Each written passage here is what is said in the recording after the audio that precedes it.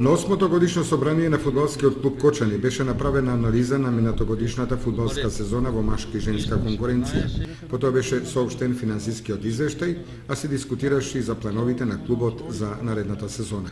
Фудбалскиот клуб Кочани е пример за функционирање на клуб кој со скромни финансиски средства го помагаат неколку спонзори и не е натовар на општината Кочани.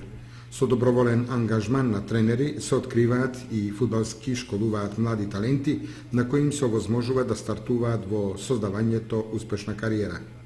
За илустрација, за цела сезона клубот од општината има добиено само 15.000 денари за организација на традиционалниот турнир кој се организира по повод независноста на Република Македонија и ослободувањето на градот Кочани.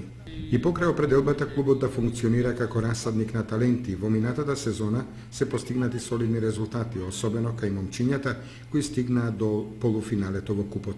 Ние исто така можеме се пофалиме со 20 играчи кои во таа старосна граница 97 година, значи може да кажеме најдобриот играч кој е од нашата екипа веќе за прв пат на ниво на држава се формира спортска академија.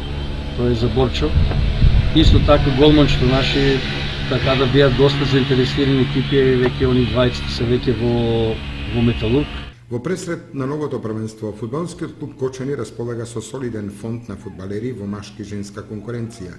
Тоа што може да представува проблем пред стартот на првенството се котизацијата во висина од 1500 евра, која клубот треба да ја плати за пионерската и кадетската екипа за една сезона, која има двојна функција.